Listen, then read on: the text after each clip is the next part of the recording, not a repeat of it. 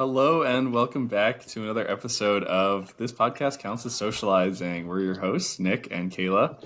And today we're joined by our lovely guest, Gabby. Say hi, Gabby. Hi, Gabby.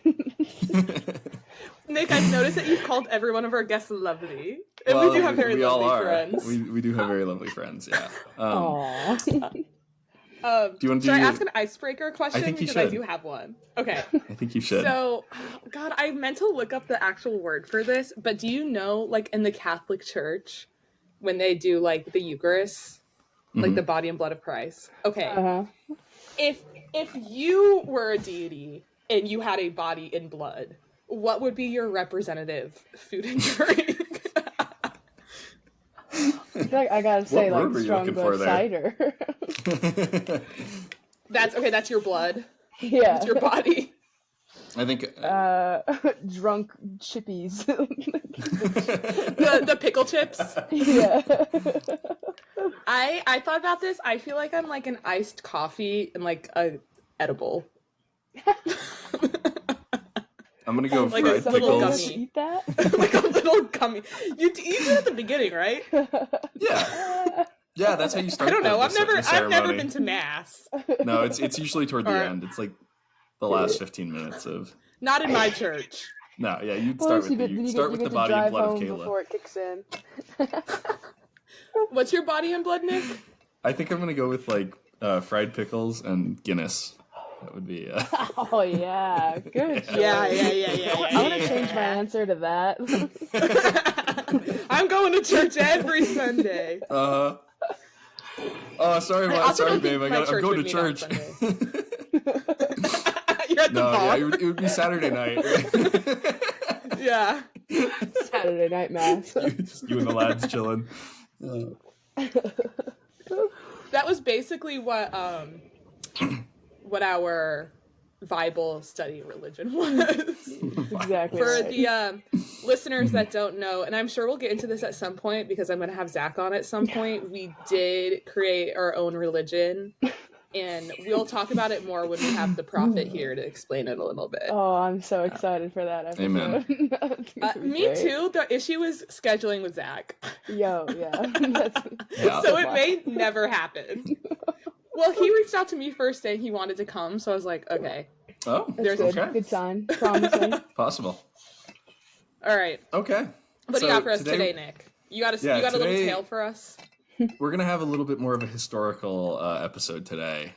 This is just like something that I have always been really interested in, and like, I guess you could say it's my Roman Empire. Today we're going to be talking about the peopling of the Americas.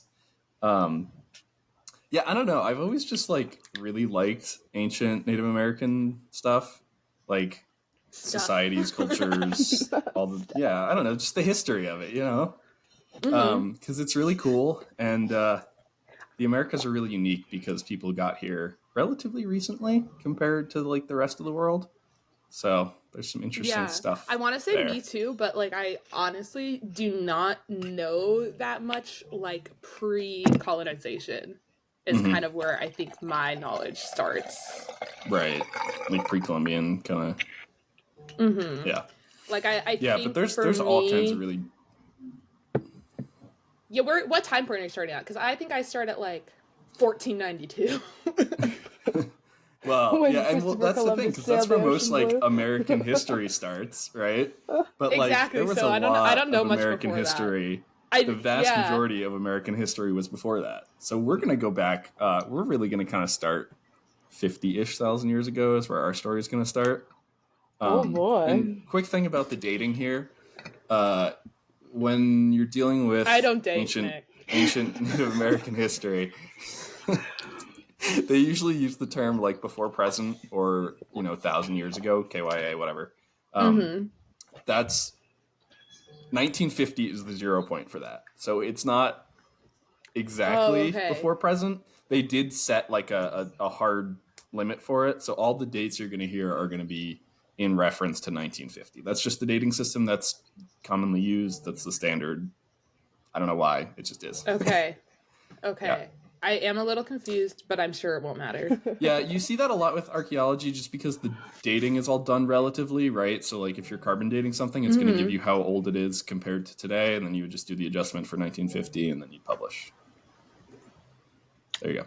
That's I know. wild. It's just because... And now I understand. It's because there's, like, 100+ years of archaeology that have gone on, and it's like, okay, well, we need a consistent reference point, because if we say before present... that the present changes. What is present? Yeah. Right. It'd be a pain in the ass for everybody to have to like read through, see when it was published, and then adjust the date. Instead, we just picked a date we can all agree on. It's 1950. Oh, very cool. Fun fact. Yeah. Okay. So, I think part of the reason I've always been interested in like ancient American civilizations is just because like I grew up here, I lived here, I've like been to all of these like sites that have stuff. I've like found arrowheads in creeks and things like that. And there are obviously a lot of issues about how the US got all of this land and all of the people who lived here at the time. Really? I didn't know that. I think we should address that, before we get into the episode. Just, the US did a lot of really horrible shit to people. Still does. And still does. Yeah, in fact, did and continues to do and has not made right. Will do a lot of the in stuff. the future. Probably, yeah. I do a lot of work with the Navajo Nation. Like, I've been out there a lot. You actually? Yeah, I didn't know that. Out there like 2 days a week for about a month. We were working on a wastewater treatment plant out there. We help a lot with like various infrastructure projects. Do some of the engineering on it. Whatever. I don't understand your job. It's beautiful out there. It's really nice, but like they hire us to do work for them basically. That's cool. Yeah, but I mean there's so many issues with like poverty and alcoholism and obesity and all of these things that are remnants of all the other horrible stuff that the US did to Native people. So yeah, those are very important conversations. It's not really what we're going to be talking about so much today. The stuff we're talking about is much older, but I just wanted to address that because, All right, so we're going like before white people era. Yeah, way before white people. I mean, everything we're talking about today is thousands of years before Columbus. I mean, we are dealing with BC, BC dates. Lastly, all of the terms like American Indian, Native American, as far as I am aware, and everything I've read online and like been told in person is that Indian is fine to use. Like it's not like a slur. Like they're all acceptable and not like, none of them are necessarily preferred. The Native American term is kind of like a preferred term. Yeah. So generally, if you can, people prefer to be referred to by their tribal name, like specifically the Navajo or Hopi or whatever. But if you're using a general term... Because everything else is like a name given to them by colonizers.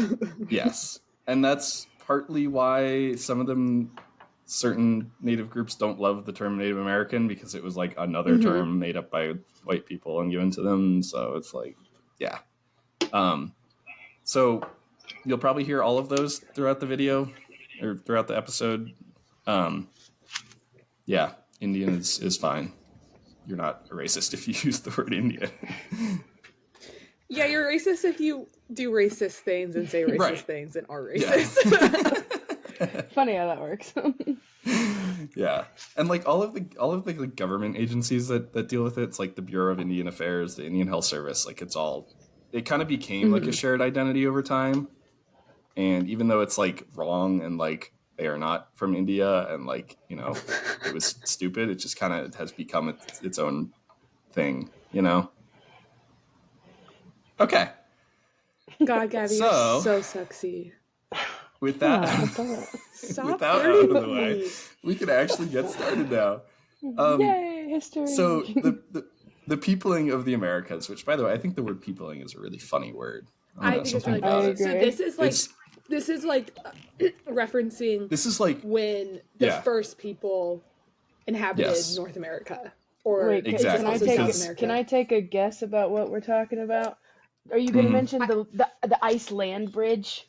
We are going to mention that, and we're also going to mention some of the issues with that hypothesis. And I love an Iceland bridge. Mm-hmm. So obviously, right, modern humans originated in Africa around 200,000 years ago and began to spread out to the rest of the world. By about 75,000 years ago, they'd been to pretty much everywhere in Eurasia. There were some areas, northern Siberia, northern Europe. Some of those areas were a little slower to be settled. Places like Madagascar and a lot of the Pacific Islands took a while, but like people were in Australia 65,000 years ago. So like, you know, we'd pretty much been to most places at this point, right? Like people were out there. Humans love to spread out, and they're really good at it because they can make tools and shelters and clothes that help them adapt to different environments really easily compared to like, you know, evolution. You know, instead of like becoming extremely like furry. Yeah, you know, it's like the whole tool making thing is what allows humans to expand and basically cover the globe within 150,000 years, or at least the old world, I guess. About 40 to okay, let's see. How do I want to start this? In East Asia, you have... There were at least 12 people. Yeah. And if you have you probably want the visual aid pulled up because we're going to be talking about that. There's a people get to aid? East Asia, 45-ish. Yeah, I shared it to your email, ago. Gabby.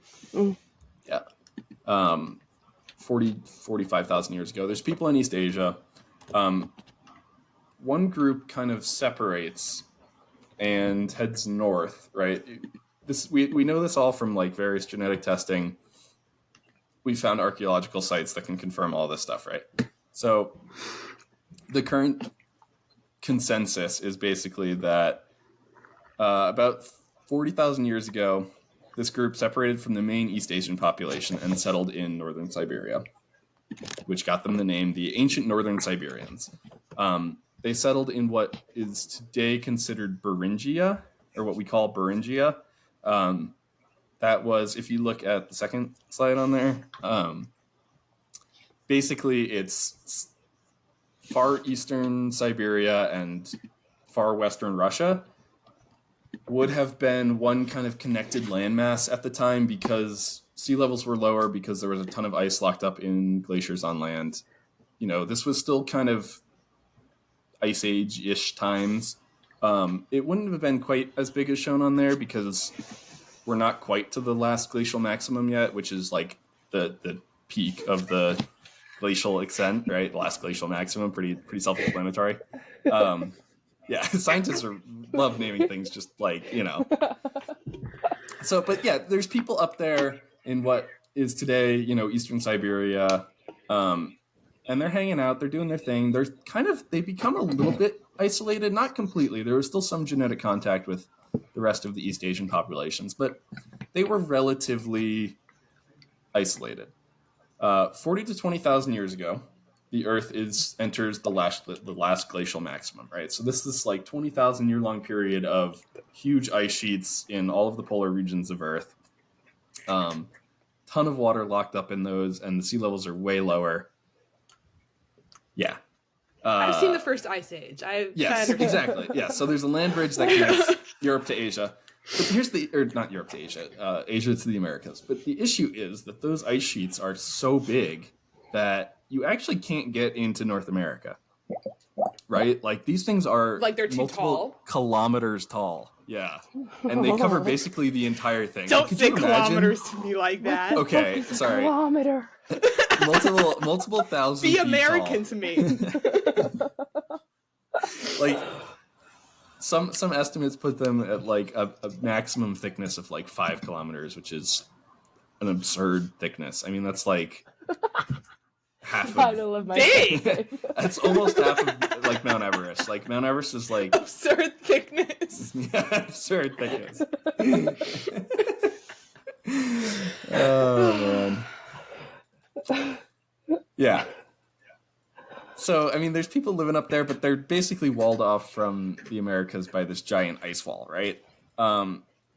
We know that there's all these people living here, and they're hunting all kinds of stuff, mammoths, mastodons. And gathering, yes. There's some really cool DNA evidence that comes from this place called the Yana rhinoceros horn site in Siberia, where they've recovered tools, animal remains, art, and also 2 human teeth, which they were able to recover the DNA from, which is super cool. The teeth came from 2 different individuals who were not closely related. They were both young boys. And it suggests that they may have lived in a community that was as big as like 1,000 people. I think I've seen this tooth before. It's really cool. Yeah, the whole site is really interesting. I think I saw this tooth at a museum. That's pretty cool. That would be dope. Yeah. So like, if I'm remembering, it could have been a different tooth. Mm-hmm. Yeah, I mean they all look pretty similar, right? I saw a tooth in a museum once. It must be this one. But I remember them talking about DNA, which is why I was like, was it this tooth? Well, teeth are really good at like preserving DNA because they're just really hard and solid and like don't decompose. I know. Really. I think a fun episode would be what's the word for like study of teeth? Dentistry. No, that's not the word. But basically, like orthodontics. Study of orthodontic forensics. I think that would be a fun episode. That would be cool. I just want to talk about George Washington's dentures. I'm fascinated by Isn't that a myth? His wooden teeth. No, I don't know. Yeah, I think he had wooden teeth. I think most of them had wooden teeth because. Okay, was the myth the chopping down the tree then? Yeah. Yes. Mm-hmm. The cherry tree. Okay. I'm pretty sure like there's like a thing like his like wooden teeth like partially killed him. Like they were like infection and stuff, like sepsis. I believe that. I'm sure they get fucking gross. Yeah, they have them in a museum. Yeah, because they're porous. Oh man, I'll see them. I've seen those teeth. the wood would be porous and like it would be disgusting, dude. I'm glad we're in the age of modern dentistry. Okay, I think the myth. Maybe someone could email us if I'm wrong, but I thought the myth was that they weren't wooden, that they were ivory or something like that. It could be. Who's to say? You should do an episode on it. We should. I'll do a quick Google search. You continue, Nick. Yeah, okay. So basically what this site shows is like humans were not only just like surviving in the Arctic around this time period, but they were also like thriving. Like they were building huge not cities, but gathering in like very large groups. They may have been building cities, very large villages, plenty of food up there. They were doing great. Massive ice sheets covered basically all of Alaska during the last glacial maximum, which cut off the Americas from Siberia. And kind of toward the end of the last glacial maximum, there probably would have been some climatic changes that would have pushed ancient North American or northern Siberian groups to relocate. So this resulted in like some late mixing with East Asian groups. And the ancestors of the ancient northern Siberians and the East Asians would go on to become the ancestors of all Native Americans, right? So we know this genetically. Great, Nick, that is like so interesting. I do have an update on the teeth. Oh my god. Let's hear it. Okay. One of the most enduring myths about George Washington is that his teeth were made out of wood. Although it's quite possible some of his dentures may have been partially stained and looked like wood, wood was never used in the construction of his dental fillings. Throughout his life, Washington employed numerous full and partial dentures that were constructed of materials including human, cow, and horse teeth. Ivory, teeth. Lead, tin alloys, copper alloys, and silver alloys. So they were metal and ivory and other people's teeth.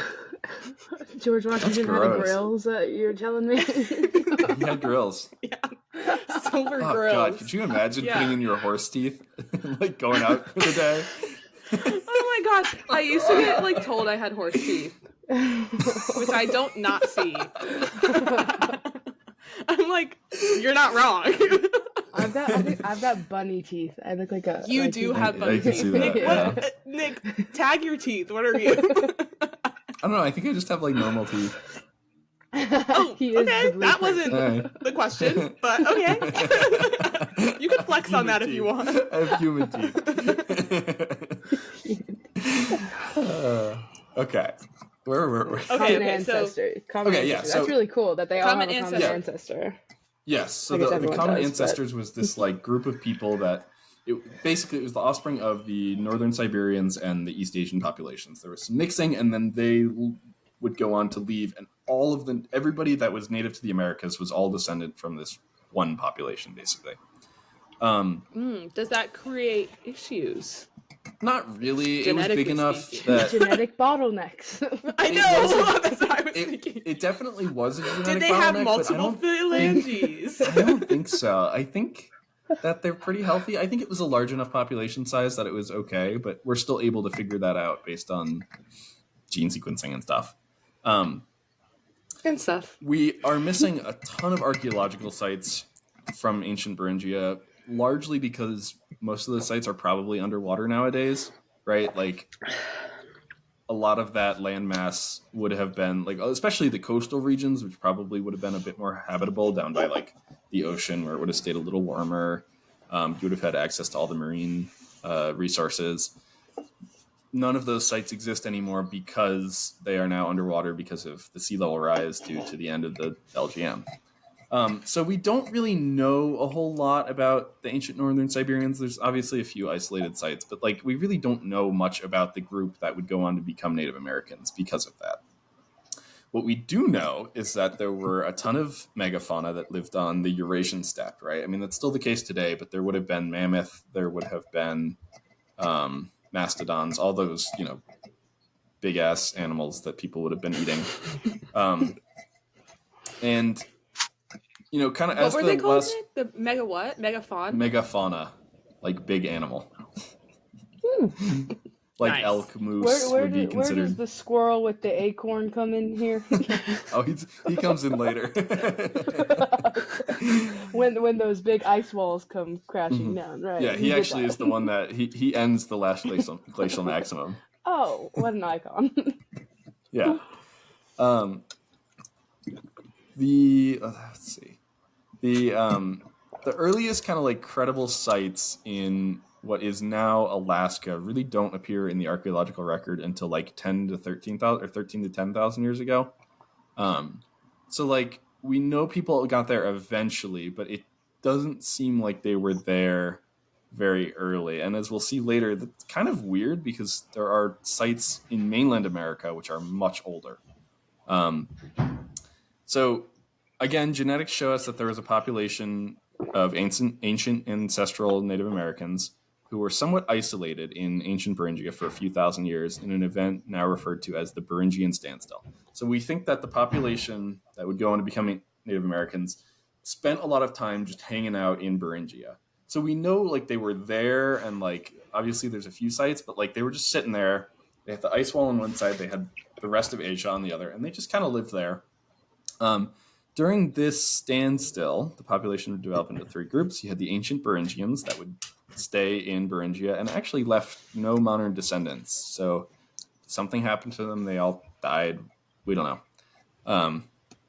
Probably as the last glacial maximum ended, like the land that they lived on just kind of disappeared, and they probably went the way with the land as well, or just as the climate changed, they weren't able to adapt quick enough, and yeah. Damn. During the standstill, that happens. Yep. So that's one group. The other group is the ancient Native Americans who would go on to settle the Americas, and a third group who we'll get back to later. Following the standstill, about 16 to 13,000 years ago, the ice sheets opened up, creating a path into the Americas. This is kind of the old hypothesis about how people got here, right? They waited in Beringia until the ice sheets opened up, and then they swept through Alaska and skedaddled. very quickly settled the entirety of the Americas.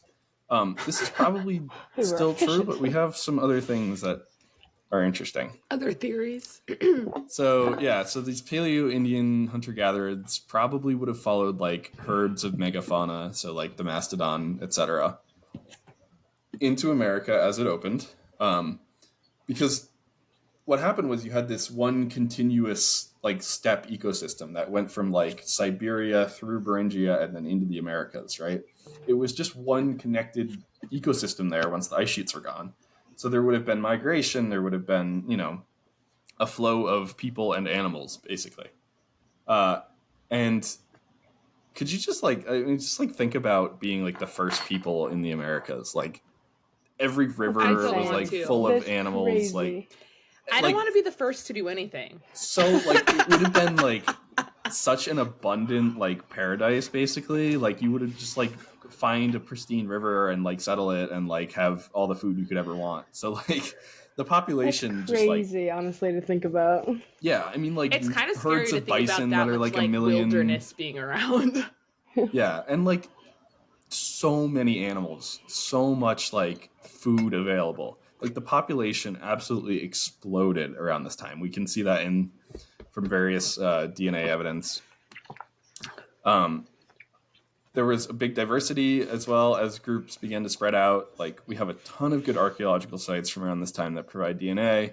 There's also the living populations, which are direct descendants of these groups. That's how we know that, you know, they're all related.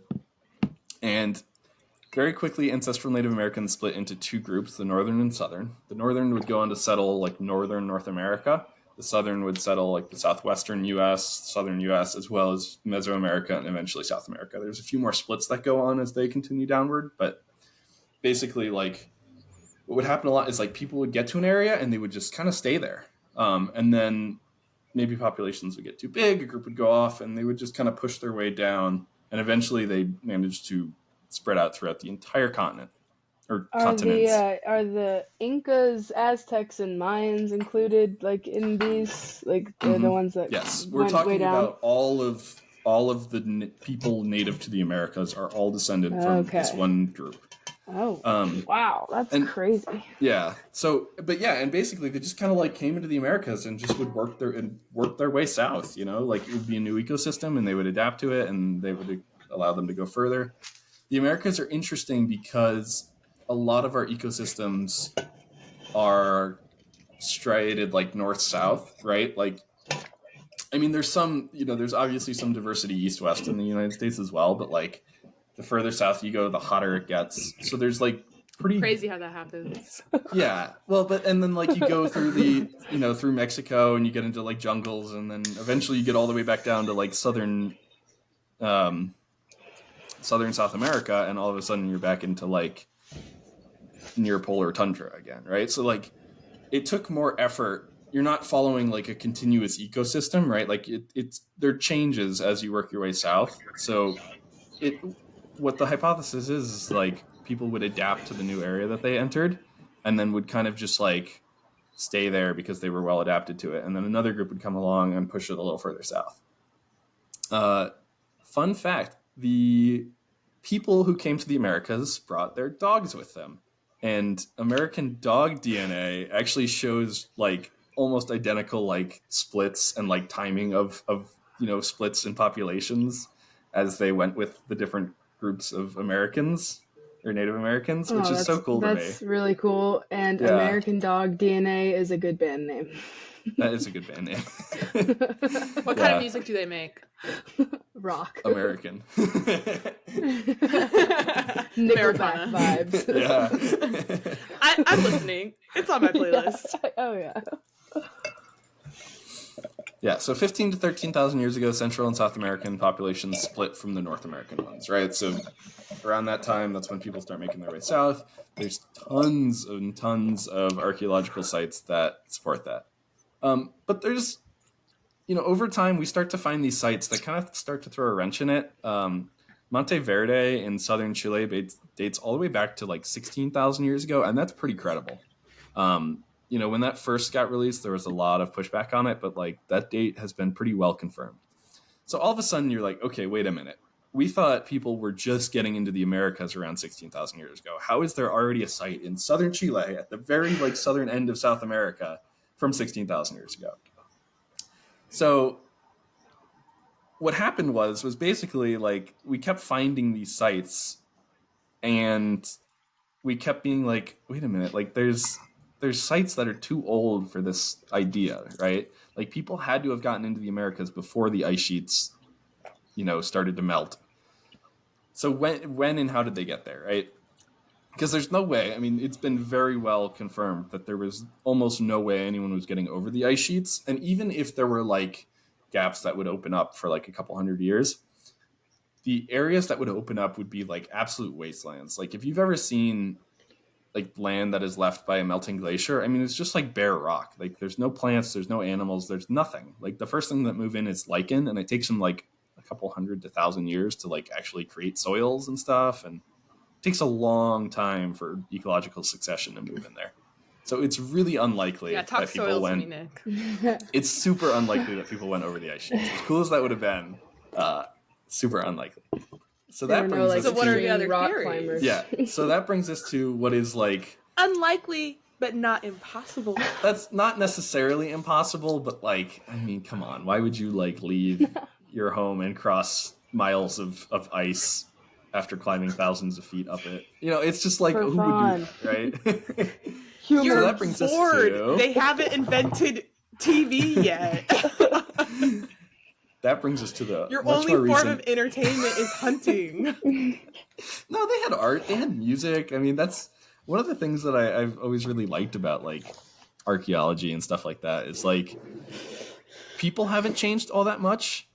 It's just like our societies that have and like our technology, but like we've been doing the same shit for like 200,000 years, you know, like we make art, we make music, we like hang out in groups and have kids, and that's, you know, about it. Imagine you're a teenager running away from home and you discover a new continent. Yeah, it would be pretty crazy. No one would believe you. Yeah, well, you're not coming back after that. I don't think you could comprehend the concept of a continent back then either. You know, I think that takes. You finally get to the new continent, a bit more you turn around, and, like the ice closes behind you, and you're stuck there. You're like, fuck. Yeah. It's like Indiana Jones, like sliding under the wall. He grabs his hat last minute. I picture this major change happening. Mm-hmm. You're spot on. So. Yeah. The idea is the more recent hypothesis that I think is much cooler and is it's tough because we don't have like hard evidence for it, but it like makes a lot of sense, is the coastal migration hypothesis. So the coast would not have been entirely glaciated, right? You'd have like certain alcoves and bays and whatever, and mountains that would have blocked some of the glaciers, and like the backside of them would have had some dry land that you could be on. And we know people had boats, right? Like people got to Australia 50,000 years ago. So we had the technology to navigate oceans and go pretty far, right? And the Beringian coast that would have existed at the time would have been super rich in marine resources, right? You'd have seals and sea lions and all these big, you know, marine mammals, whales, all that kind of stuff living there. It probably would have been a kelp forest, which has just like a huge amount. I mean, like these are like hotspots for biodiversity on the northern coasts of the Pacific. Tons of stuff lives there. You can eat seaweed, you can eat whatever, right? The issue is that we just don't have any good evidence for it, right? Like there's like boats do not preserve well in the archaeological record. I mean, if you ask any boat owner today, you would know that they take just like a ton of maintenance. Like, you know, there's like boats that are 100 years old that are falling apart. Like saltwater especially is terrible at preserving things. It's a little abrasive. Yeah, it's like a little bit. Like boats just like don't preserve well at all. Like the oldest boat that has ever been found is like, I don't know, like 1,300 years old or something like that. And it was in a peat bog, which is like ideal conditions for that. But we know people had boats. I love a good peat bog. Right? I know. We should do an episode about peat bogs. I think we should. We're definitely going to do peat bogs. Bog bodies, yeah. Yeah, bog bodies are so cool. The idea is basically like people could have traveled along the coast, stopping in, you know, ice-free bays and refuges and harvesting stuff from the kelp forest, eating the kelp, eating the seals, eating the whatever, eating fish, you know, tons of marine resources there. And that could also kind of help explain how people in the Americas were able to like spread out so quickly. Because, you know, if you're just following this coast along, you can move pretty quickly. The coastal ecosystem is like not too hard to adapt to. It's not like you're moving into the desert, you know? Like there's fairly abundant resources all the way down the coast of North America. It gets a little drier as you get into like Mexico and Mesoamerica, but you know, it could have been possible. And yeah, I mean, that's just like, that's kind of the most reasonable idea that we have right now. But all the coastal sites that may have been, places where there could be archaeological sites, those are all going to be underwater nowadays too, which kind of sucks. So unless we have like submarine archaeology going on in the next little bit, Atlantis. we may never find sites like that, right?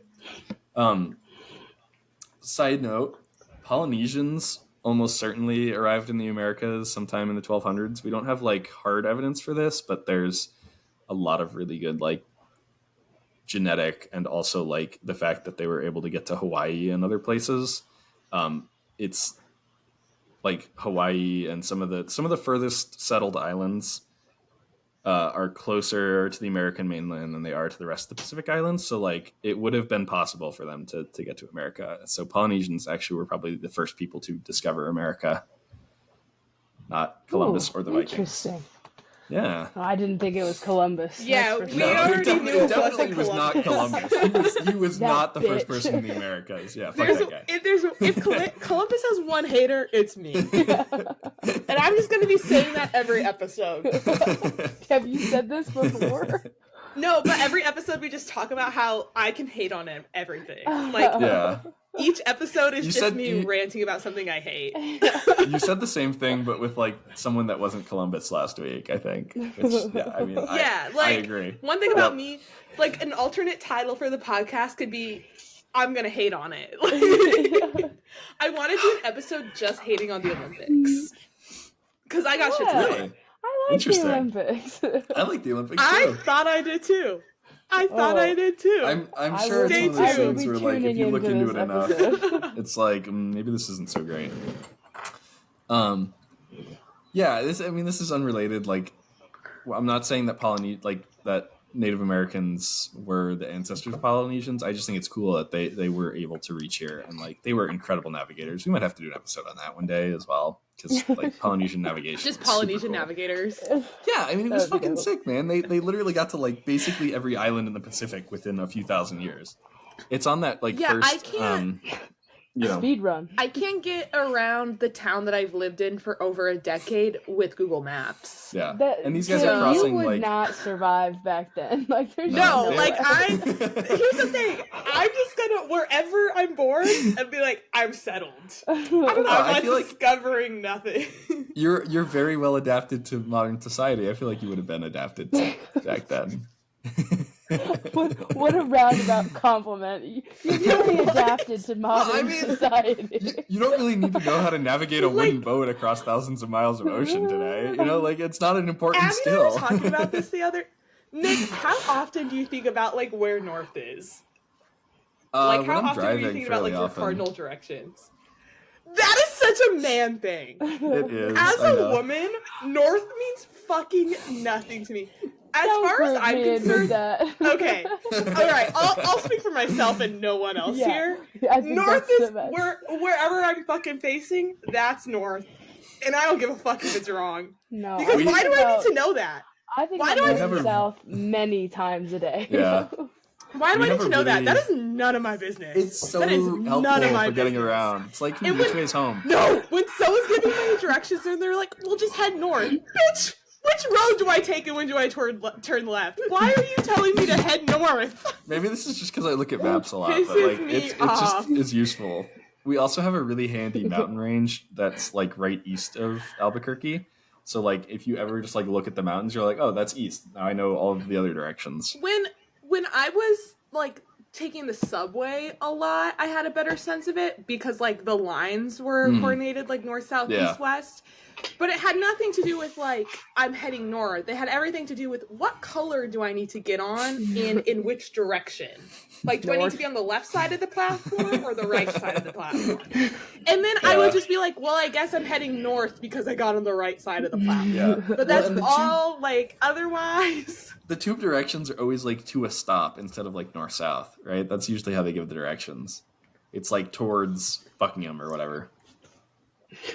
Yeah, but then you get the Yeah. little like map up top right, and Right, you know that yeah, this yeah. ends north and this ends Yes. south. Yes. So That is that's true. the only time where I was like, this is kind of relevant to me. Yeah. And at the end of the day, what color? What color do I need to get on? Red, blue? No wonder you have an Purple. awful sense of direction. Like, if this is how you're doing shit, like, It made my sense of direction. I was like, this is so much easier because I don't need to actually know how to get to the Piccadilly place. line. I just need to know exactly. I just need to know to get on the Piccadilly line and get off when it goes ding, elephant and castle. All right, I'm getting off. That's all I need to know. this is a scary then, like, way to navigate the world. Like, and then I would walk out of a building and I would love just the look look of horror around on your face, and Gabby. no, Gabby, you're gonna hate this part. I would get out of a building, have no idea where I was. I would just look around until I saw a tube sign and be like, gotta go that way. And then I would walk down and be like, need to go to that town, and then get on that train. Hey, I mean, if it works, it there's works. no, it barely works. Don't encourage me. It Please, made for the love of God, invest in figuring out north and south. No, I was just like, you would step out of any building and see a big round underground sign and be like, that way. Oh, good Lord. And I never Wow. got lost. I did better there than when I have to drive places. Fair enough. That's because driving sucks. enough. If driving has zero haters, I'm dead. Yeah, we've already said we're gonna do a hating on cars episode. We should. A walkable cities episode. Yes. Polynesians got to Madagascar before the native Africans did, which is also really cool because it's like right next to Africa. And yeah, but there's like really good genetic evidence that the people native to Madagascar. How far is Madagascar off the coast of Africa? Not very. I mean, Like, it's can like you see it from the coast? Like, would you know it's there? No, or would you I need don't to, like, think so, but venture out. you'd have to I venture think out. they know but, it's there, but like it's not that far. They weren't like vacationing on it. Yeah. No. You know, I don't think people did a lot of vacationing. Actually, Yeah. They may were have. voyaged. I kind of want to talk about that later, but like, especially in the Americas, like people probably were kind of chilling. Yeah, when did we start leisuring? Yeah, When we weren't fighting for our lives to get meals.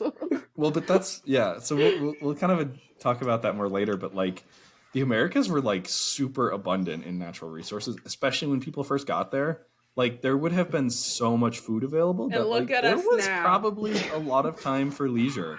And like, we know that like people had like there were Look at us multiple- now. I know, seriously. There are Having to multiple use sites, PTO. especially in Mesoamerica, where there's like ball courts and stuff, and like the American Southwest. So like people were like playing games, playing sports. They were like there balling? was like they were balling. They were balling They like were tens of balling. thousands of years ago. It's crazy. Yeah. So yeah, I just wanted to throw that in about the Polynesians because I think they're cool. Polynesians, Madagascar, got it. Yeah. And so, but what's weird about this too is like the people that we think were probably here before the end of the last glacial maximum may not have left any descendants, may not have left any genetic impact on the populations.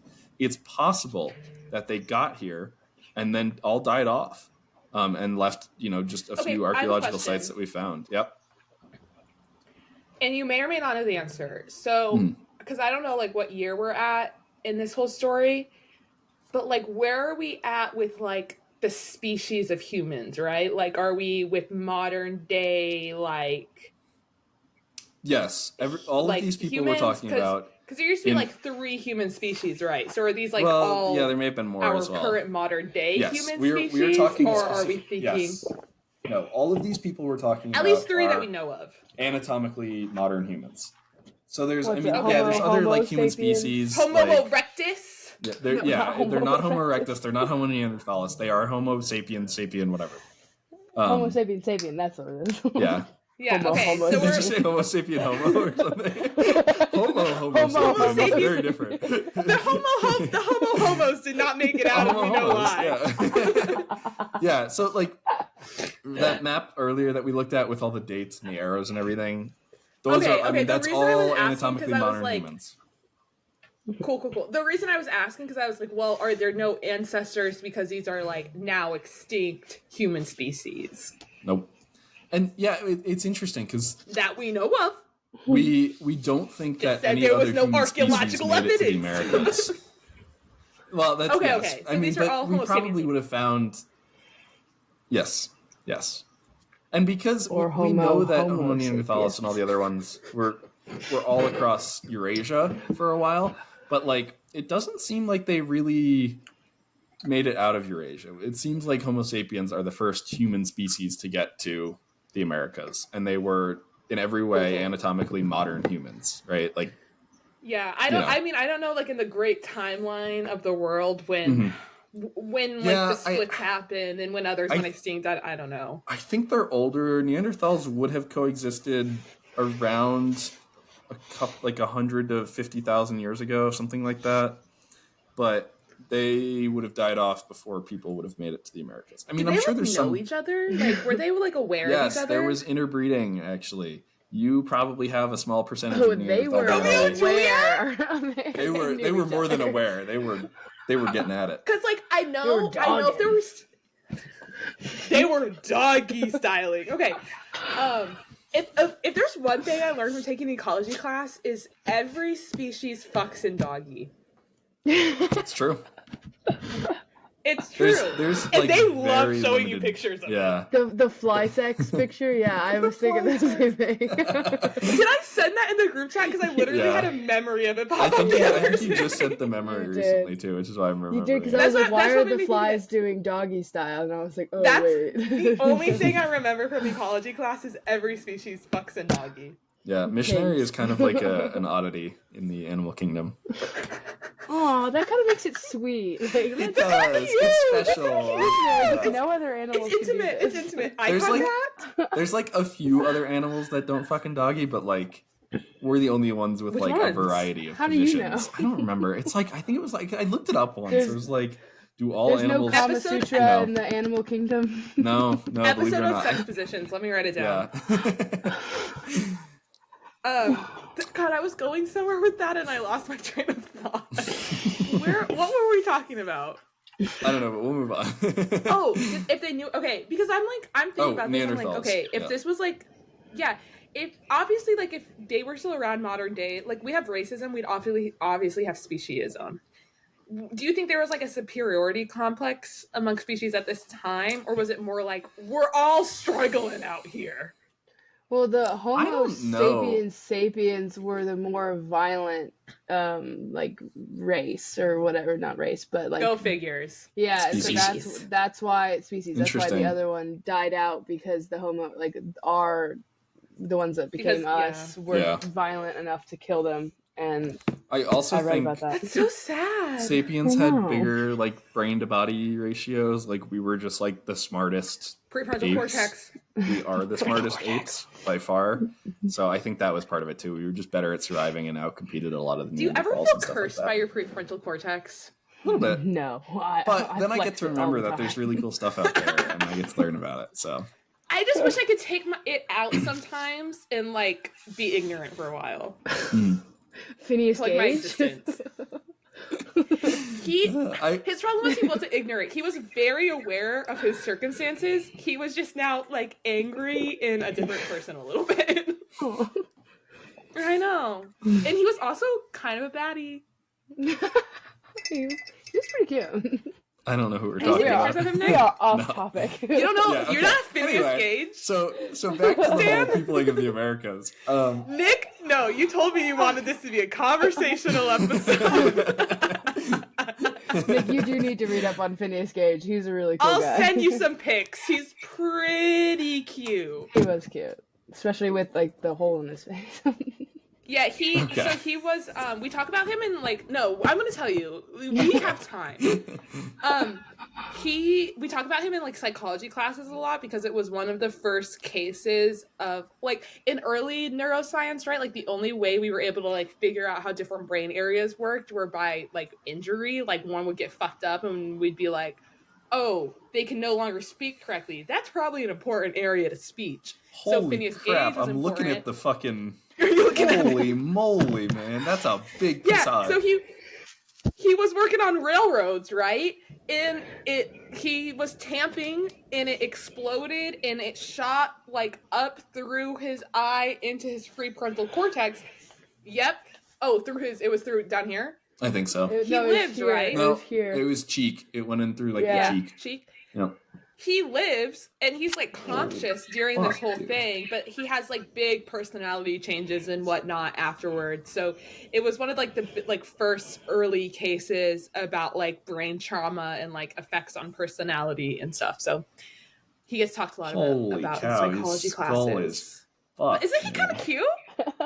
He's yeah, like they not have bad a skull looking. in a museum. I want to see it. Yeah. Speaking of I things wanna I see want him to see so in a bad. museum. Wow. Yeah, he had like a pretty interesting life afterwards because they wouldn't let him back like into his current, like, so he lost his job based off of it. So he went Damn. around and kind of like Did he get workers' comp? toured and Probably gave. not. I don't think that existed yet. No, there's no workers' Definitely comp. not. He like drove carriages for a while afterwards to like make ends meet, and then he went on to become basically like a guest lecturer. Like he would like talk about his experience and stuff. But yeah, he got fired from his job because of this. I'm That's so not fucked up. surprised. This is back then in the day. Like they're not Yeah, I going to keep know. him Yeah. around. Yeah. They're like, you should have known that was gonna blow up. Maybe don't shoot a rod through your head next time, dumbass. We're actually looking for someone with more safety skills. Okay, back to the Ice Yes. Age. So like Back this to is peopling the Americas. yes. So this is all kind of weird, right? Because like we're almost positive that people were in the Americas before the ice sheets opening, so they had to get there somehow. That's where the coastal migration hypothesis comes in, and you know we think that the population that was here earlier just may have died. You know, they could have gotten out competed when the modern Native American groups came in. They could have just, due to climatic reasons, all died off. You know, we don't really know for sure, but we have pretty good evidence that people were in the Americas before the last LGM, or the end of the last LGM. That's kind What's of the LGM? Last Glacial Maximum. I shouldn't say last LGM. It's already in the name. Yeah. God, Kayla, keep up. So we know that migration also continued after Forgot the about the opening. Glacial Maximum. Yeah, we know that like migration continued after the Bering Strait opened. The Inuit actually settled like northern North America pretty recently, like within the last few thousand years. There was an older culture that lived there. They all died out, and the Inuit actually originated in northern Siberia and then colonized and settled northern North America.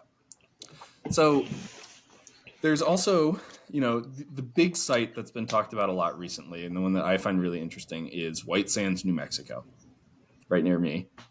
Ooh, sounds like a good vacation. Yeah, and so what they found is, well, it used to be, it was an old lake bed, right?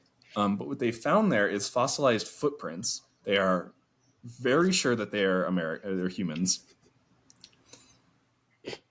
And Nick, I wasn't trying to distract you. I wanted to be candid. There was some debate about the dating due to this thing called the carbon reservoir, or the aquatic carbon reservoir, I think it's called, where aquatic plants sometimes seem older than they actually are. They like appear, like when you carbon date them, they seem to be older because like the lake actually stores like old carbon and they get that carbon out, and it just makes plants appear older, right?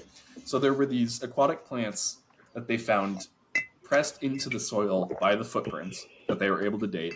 And they gave dates that were like 20 to 24,000 years ago or something like that, which is like way older than anything else we'd found in the Americas at that point and was credible, right? So, you know, there was some debate because of that aquatic carbon reservoir. So they were redated again recently with pollen that was found in the footprints as well. And pollen does not have the same issues. And that basically confirmed the dates. It's like right around 20 to 24,000 years ago. So we have really, really good evidence now that there were people in the Americas before the end of the LGM.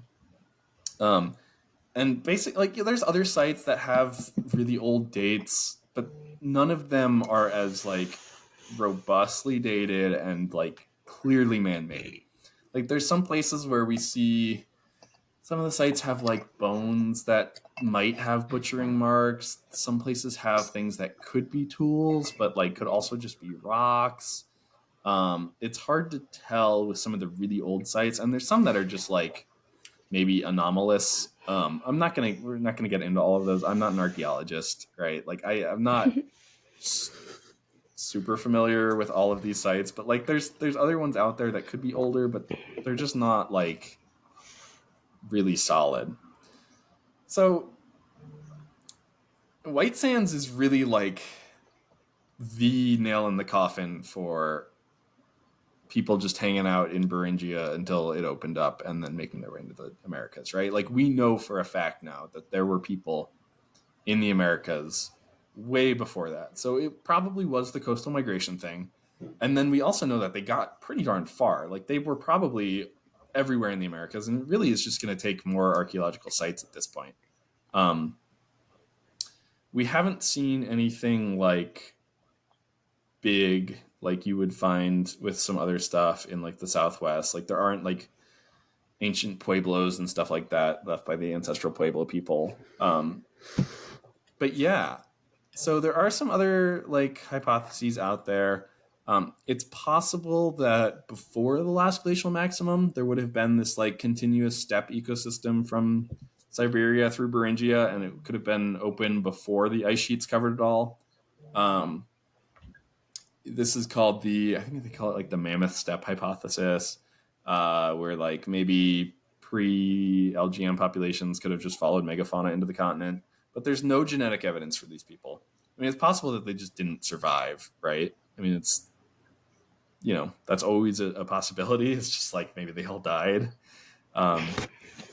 And yeah, but like if that were the case, which is fairly likely, could you imagine being like the last person in the Americas? Like, think about how insane that would have been.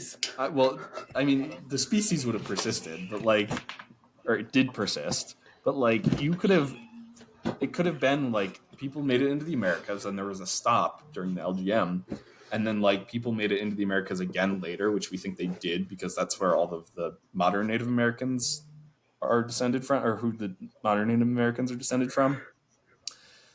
So like, it's possible that people got here, lived for a while, and then all died out. And it's possible that there was like some dude who was like the last person in the Americas at one point. Which is probably so just lonely. Crazy to think about. I know, right? Yeah. And he watched his entire like civilization die. Yeah, probably.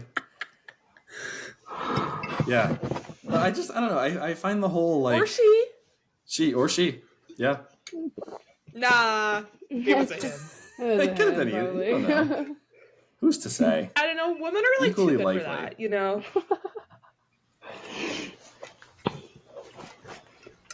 Men would probably do something stupid though, like die in a hunting accident. I think like I don't know. I don't know. I just feel like the women are gonna like go out doing something noble, and like the men are more selfish. Mm-hmm. But that's just conjecture. That's just me. So the agree is like you're saying that like the people, like all the modern people came from the land bridge, but there were people here before that's that what we think. From all these different theories, and they all died out.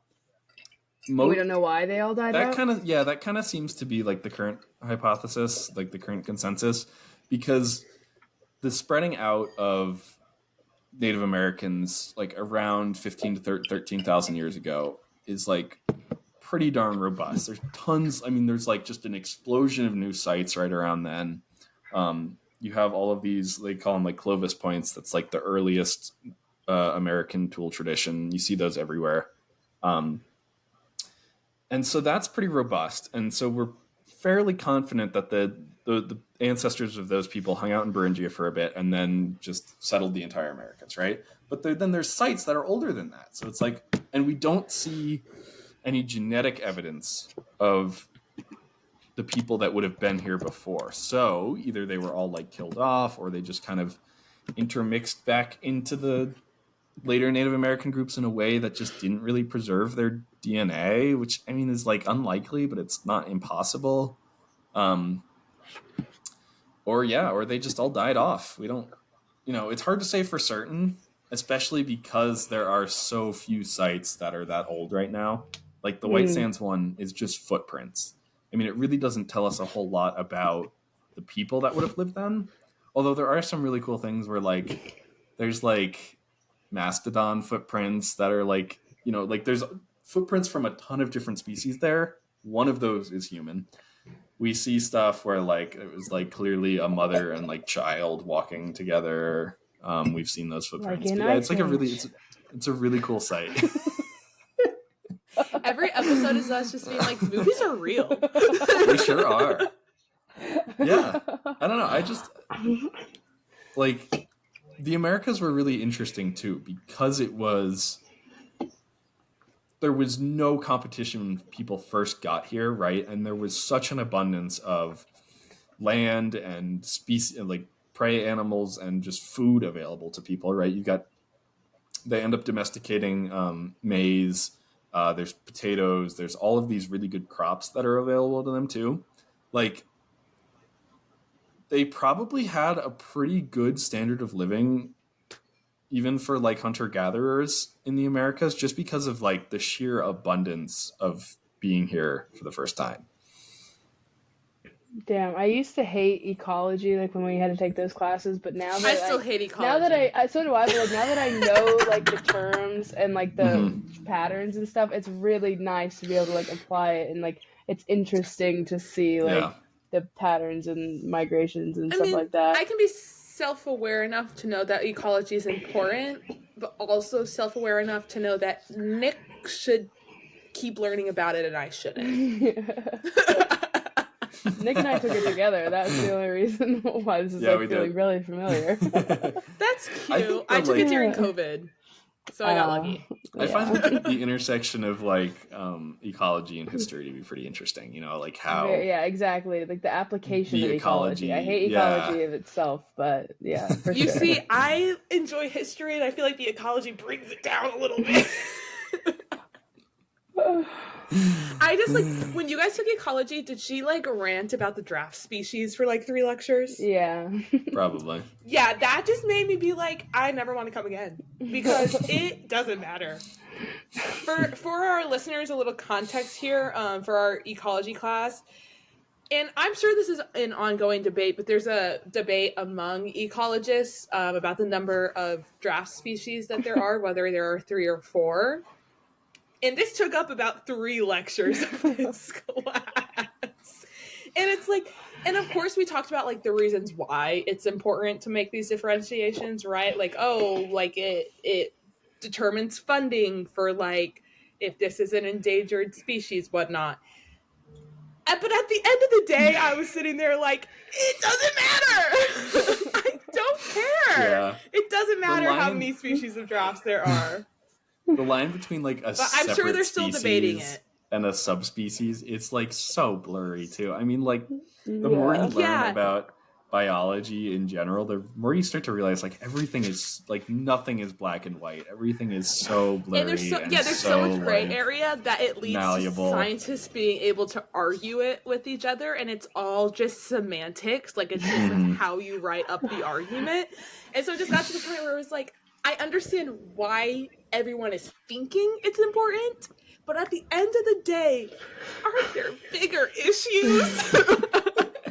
This is the 3rd lecture, ma'am. We can move on. Well, there's a test question that was like, which of these is like not one of the giraffe species? And it's like, man, I don't fucking know. I didn't memorize 4 different scientific names for this test. Literally, when I got to that, after she talked about it for 3 lectures, we're still like, I don't know. It was like off. I was like, I'm not storing this information. Yeah, it wasn't. Yeah, she was saying it, and I was throwing it out immediately. It was not the meaning of the lecture. Like the point of biology is not to memorize scientific names. It's oh my god, I hate it. Yeah, I feel like the point of that lecture should have been like, oh, the lines between species and non-species are blurry.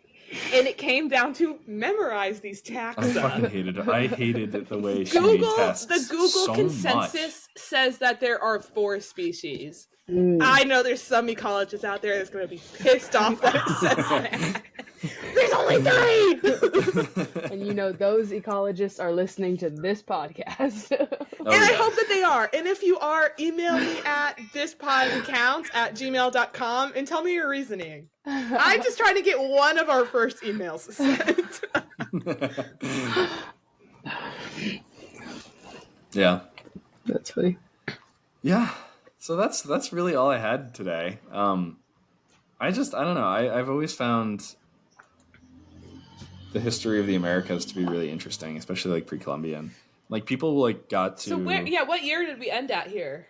Well, White Sands is like 20 to 25,000 years old, and that's pretty robustly dated. So we know that there were people in the Americas as early as that, and that's New Mexico. Like they had to go pretty far from Alaska to get to New Mexico. It wouldn't have been quite as arid back then, so like it wouldn't have been like hot desert necessarily that they would have had to cross to get here, but like, you know, it's wildly different ecosystem than they would have entered the continent from. So yeah, I mean, it pretty roundly shows that people were here a lot earlier than from the ice or from the land bridge. Damn, I wish I could do life on like spectator mode and like travel around Wouldn't it be to like so some cool? of these. That's what my ideal afterlife is to like travel know through what time and just Spectator mode observe. sometime. I just want to go look at things. I just want to watch. Just want to like so cool and just have like, all I the wouldn't- answers. I would never want to do life again. Like that would be like a curse. Like once was enough. But Right. I would spectator mode it for sure. For sure. That'd be awesome. Mm-hmm. People were settling like the Caribbean. I want to say it was like 10,000 years ago, 8,000 years ago, something like that. Could you imagine just like showing up to this beautiful Caribbean island? There's no one there, and you and your family and tribe get to live there. Just you. That's Would've been honestly awesome, man. That's my ideal existence, Nick. I know. That's why I played The Sims. Yeah, and there's my ideal existence is like solitude on a white sands beach. Like, exactly. Okay, exactly. Flynn Rider. And there's he's there too. There's He's some there ideas too. about, you know, not to say that Native Americans and like Native American cultures didn't have really impressive technology, because they absolutely did. I mean, you look at like some sites, there's like really impressive, what's the word I'm looking for? Irrigation networks that were set up like all across Mesoamerica and the American Southwest. I mean, like they were super well adapted to this landscape. But one thing that I think is interesting is like, you know, they didn't develop things like gunpowder and, you know, kind of like what we like metalworking and all of that stuff. There was some limited metalworking. There was like copper and all of that stuff. They never like, they weren't really working iron I think their and stuff needs like that, right? were just different. Exactly. That's really Like- what it comes down to. Like they were able to accomplish their goals with what their current like weaponry was. And I think- until colonization happened. Yes. I think that comes back And then to that changed what their goals needed to be. Yeah, the idea that the Americas were like really bountiful, and because there weren't people here all that long, like we're still only talking 20,000-ish years, like people were in Europe and Africa and Asia for like, you know, 50, 60, 200,000 years, right? Like they probably just never needed to develop all of the like metalworking, like, you know, ironworking, gunpowder, that kind of stuff, because there was just so much, like there was plenty of resources for them. You know what I mean? Like, and there obviously was evidence of, you know, warfare and raiding and all of that kind of stuff that would happen. But like, and, you know, like the Maya and Inca formed these massive, empires and stuff like that, and there certainly was like warfare happening, but I think that there was like enough to go around that people really didn't need to develop some technologies to like kill people better, you know? Like, yeah, it's And- interesting. Yeah. I think Back it's to- interesting. It's interesting Go to ahead, like Gabby. to apply or like to wonder how we would perceive history differently if we didn't apply our standards of like what we think is like success and like proficiency onto how we view history. If we didn't learn history from such a Western point of view, what would our understanding of it be? Or just even from such a futuristic point of view, if we just learned it from could apply a different perspective. Yeah. That's a great point. From what I wanted to say, in the realm of engineering, something that makes me so not that this is gonna sound off topic for a second, but not that I don't believe in aliens. But when it comes down to people's theories of aliens made the pyramids, it's you're thinking that because you think these people aren't smart enough to figure out how to build these structures when they were better and more efficient engineers than what we can fathom today. They were able to take what they have and figure out how to make it into these things. And we look at it in this Western modernist futuristic point of view, and we're they couldn't have been capable of that, therefore it must have been aliens. And it's no, they knew what they were doing. They were really smart, they were really good engineers. That's why they were able to build shit like this. That kind of comes back to what I was saying earlier too about people really haven't changed that much. It's our technology and our societies and our collective knowledge that has changed over time. There's nothing stopping us from building the pyramids today. We are fully capable of doing it, just as people, a few thousand years ago were fully capable of doing it. We just don't, because it's not valuable to us societally. Human beings are pretty much the same everywhere you go. There's different adaptations and societal adaptations and technologies that we make, but we're all really good at just figuring out how to survive places and building things and building big triangles. Yeah. So much of we should build another pyramid. It's not just that they're big, it's that they point perfectly north. You don't even know what north hard is. to do back then. Someone told me it was perfect, and I believed them. Yeah. No. And so much of the history and archaeology that was done in the last 100 150 years was done by white supremacists and people who maybe didn't necessarily think of themselves as white supremacists, but were certainly white supremacists. I don't think many white in supremacists Africa, think savages of themselves as white supremacists. That's a good point. Yeah, I don't know how white supremacists I don't know think. about that. Yeah, I don't know how they think. I try not to think Never like been white in the mind of one. But yeah, it's so much a of scary place.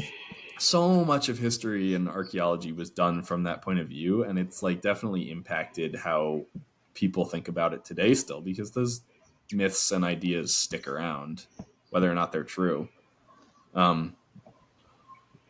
Yeah, but the people of the Americas did some really cool stuff for a very long time before Europeans showed up. Yeah, we could probably keep looking into this and find more. I think looking into different engineering advancements and things that early civilizations made would be a really fun concept for us to dive into. Yeah. Yeah. Any closing thoughts? Anyone? That's it. All right, I'll just do my that little. Was really good, Nick. Good job. Yeah, good job. Good. This is definitely a very Nick interesting. topic. This was something that I don't think I could have researched myself and presented No, well. but I definitely learned something, and I definitely changed what I thought I knew about the history of where I'm literally from. So that's this was really cool. this was definitely a topic that I did not know a lot about going into. And I think okay. One more thing. Go ahead, Nick. If you guys want to say it. There's so much more work that is still needing to be done in the Americas in archaeology. There's so much we still don't know. And it could be 10, 15 years from now we find a discovery that either proves that people didn't come from the coast or just there's so much there still, and we really are just scratching the surface of knowledge of what happened here. Yeah. Exactly. Okay, everyone go follow us at This Pod Counts. I'm going to post all of the maps that we were looking at today. Follow us on YouTube at This Pod Counts. Send me an email with comments, episode suggestions, no corrections at thispodcounts@gmail.com. And listen to our episode many times on repeat on Apple Podcast and Spotify. Put it on mute while you're at work. Thank you so much for minimize joining. the tab. Yeah. Put on the YouTube version, hit 2x and loop it, and we will thank you greatly.